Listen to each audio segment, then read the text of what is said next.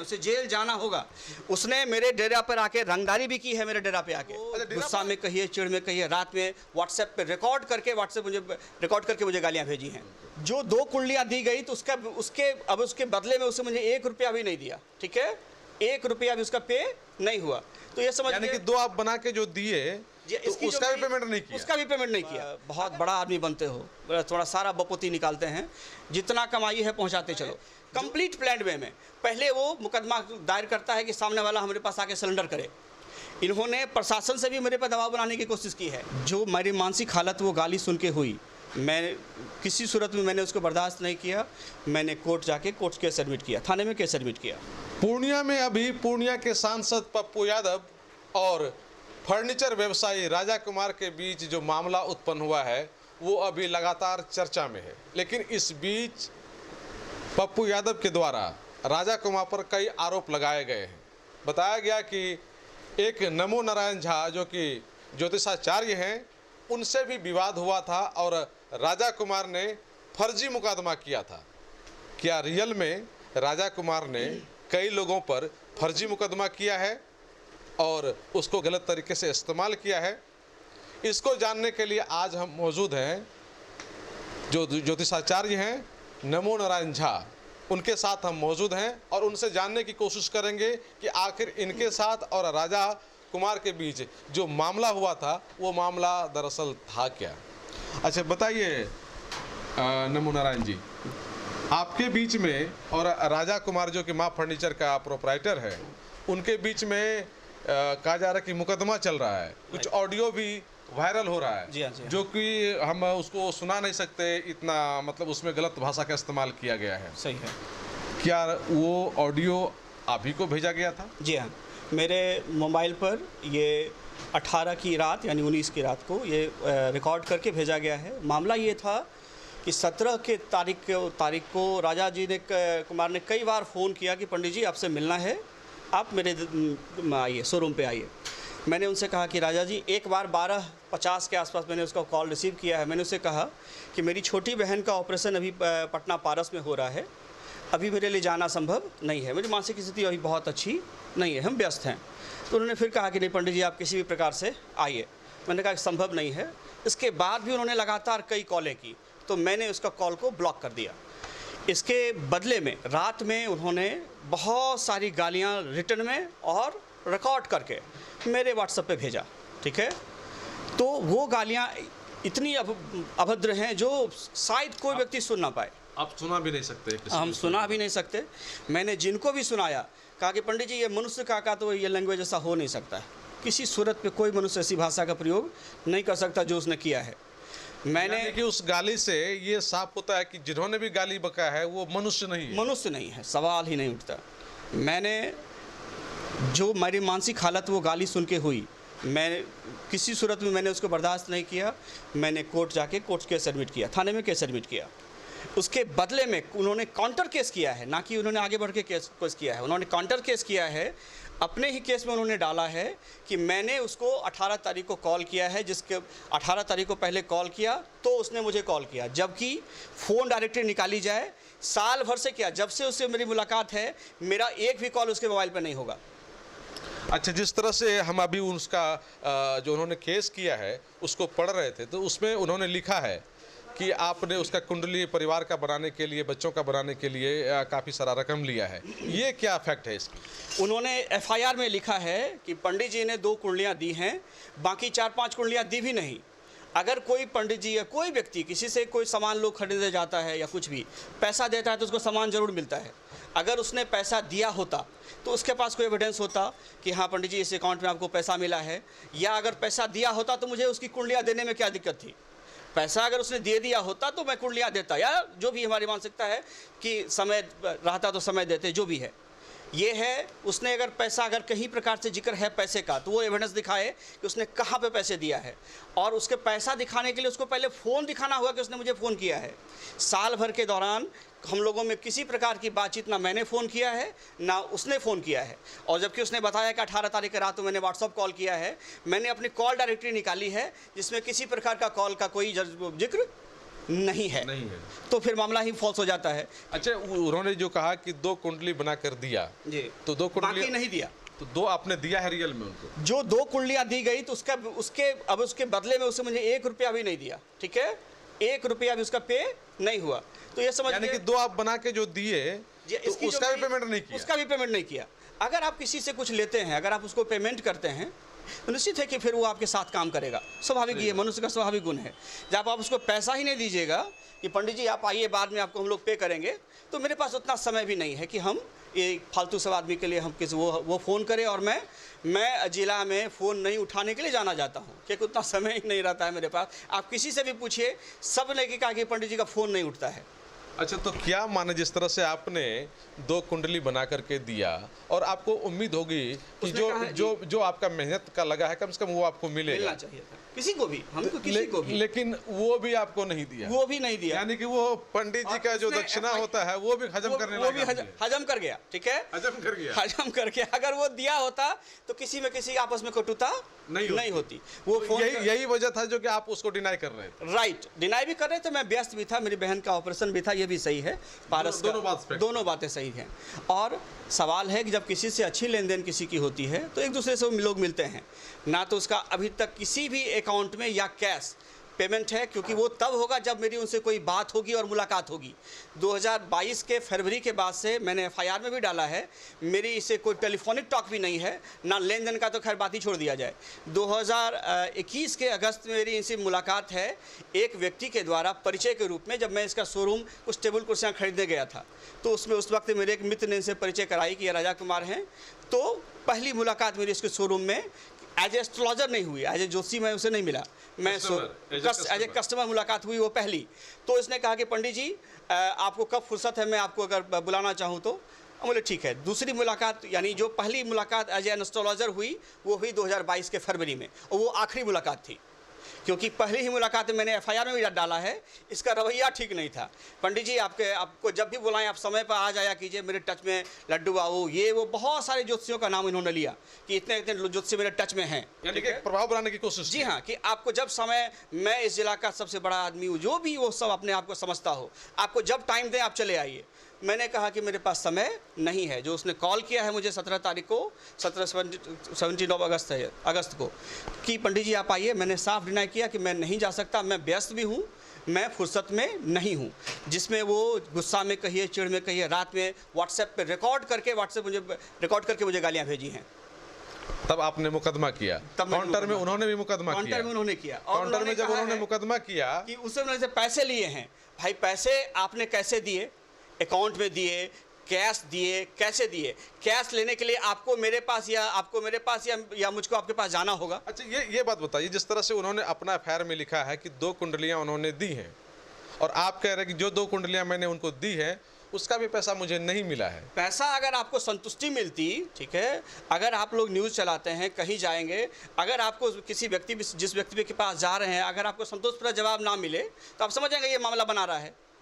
अगर उसको मेरा मेहनताना अगर उसने दे दिया होता तो ये वो उसको गाली देने की भी जरूरत नहीं पड़ती कि पंडित जी आप आइए, मैं चला जाता या वो आता, हम दोनों तरीके से मिलते। जहाँ कोई मंगनी का अगर किसी से कोई काम कराना चाहे तो वो आपको क्यों टाइम दे, क्यों कुंडली दे? तो ये मूल चीज़ है। उनका जो FIR है वो अपने FIR में, बनावटी FIR में खुद फंस चुके हैं कि मैंने पंडित जी को 5-6 बार उन्होंने रुपया देने का जिक्र किया है।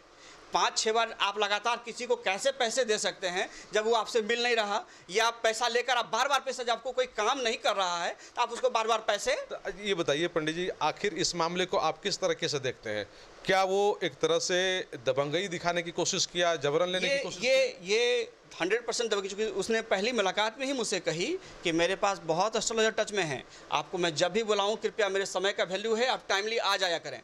ठीक है, आपसे काम करवा करके पैसा नहीं देना, ये किस तरह का मामला हुआ? एक्चुअली वो ये था कि ये पंडित जी का टाइम जल्दी मिलता नहीं है।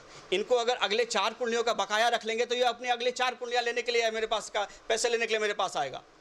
वो मेरे टाइम का कितना वैल्यू है, हम कितना व्यस्त हैं, ये उसने ये दिमाग नहीं लगाया। उन्होंने सिर्फ ये समझा कि ये इनका बकाया रखते हैं तो फिर उनके बकाया के नाम पर उनको बुलाया जा सकता है कि मतलब फंसा के रखना है। ये उनकी टेंडेंसी थी। ठीक है, उनको आपने इसको मतलब जी हाँ, स्वाभाविक है, सामने वाले का नेचर का पढ़ना ही हम लोग का काम होता है। तो मैंने देखा कि ये बंदा अपना टाइम को ये बता रहा है कि हम बड़े लोगों में हैं। एफआईआर में पैसे की लेन देन की बात की गई है, उसका कोई एविडेंस वो दिखा दे। ये पूरी तरह से झूठ है।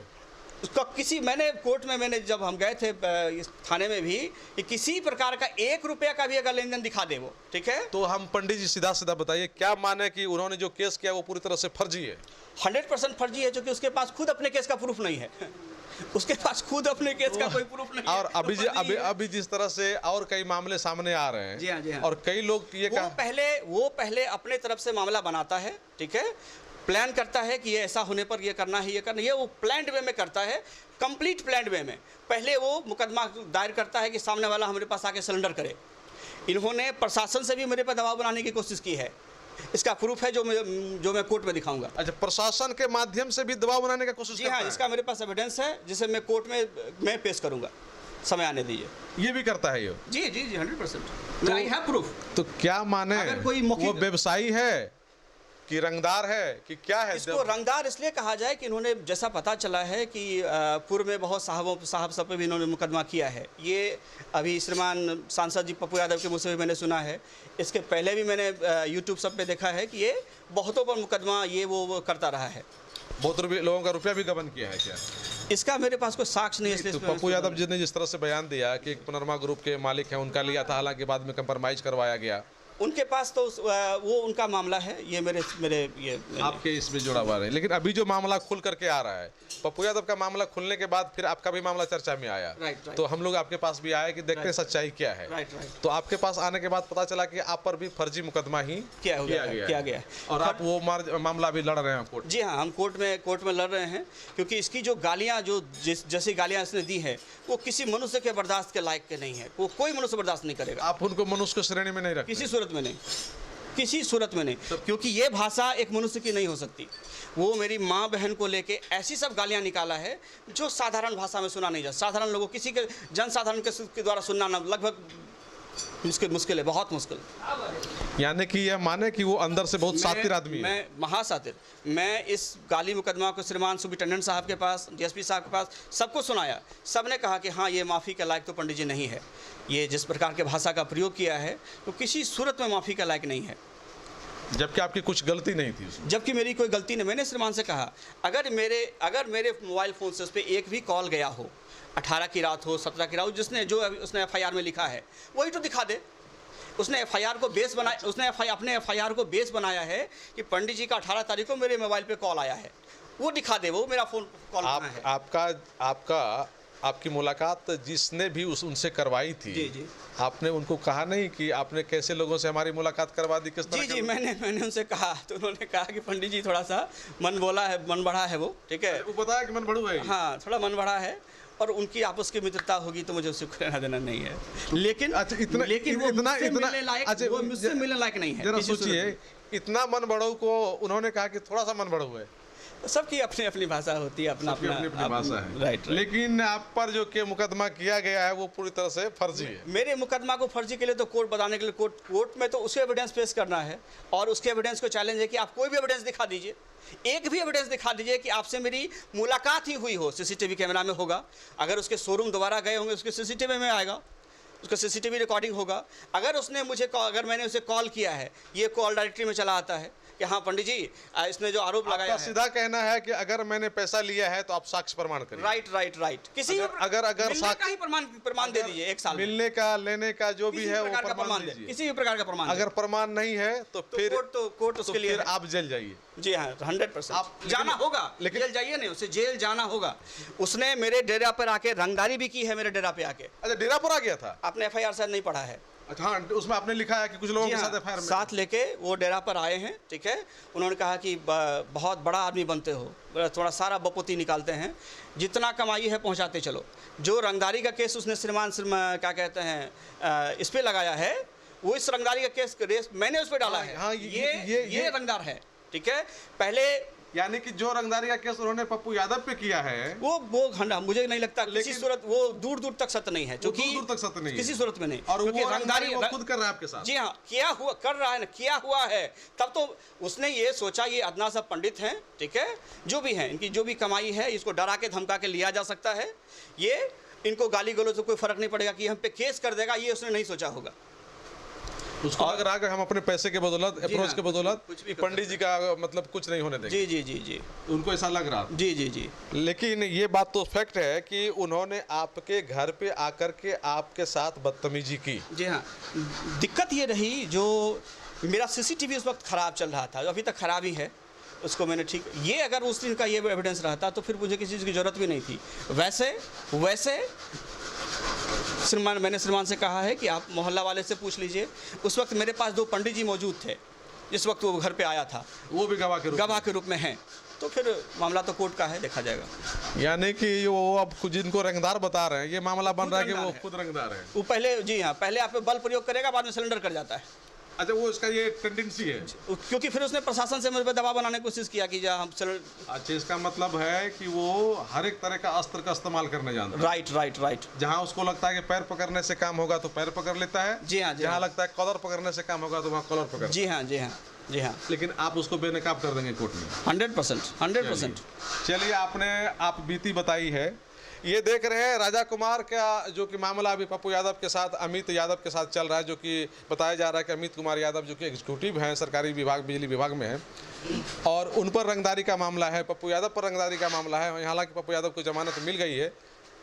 इस बीच एक मामला जो खुल करके सामने आया, हालांकि ये मामला बहुत पुराना है, और ये पंडित जो नमो नारायण झा जी हैं, इनका सीधे तौर पे कहना है राजा कुमार एक बहुत ही शातिर व्यक्ति है, और इन पर जो मुकदमा उन्होंने किया है कि रुपया लिया और काम नहीं किया, इनका कहना है कि राजा ने इनसे काम करवाया, रुपया नहीं दिया, जिसके कारण इनका मन मुटाव हुआ, और इनकी व्यस्तता भी थी जिसके कारण वे नहीं गए, तो गाली गलौज किया, और गाली गलौज करने के बाद इनके घर पर आए और यहाँ भी बदतमीजी की।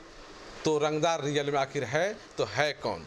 कोसी आलो के लिए सुमित के साथ मैं संजय कुमार।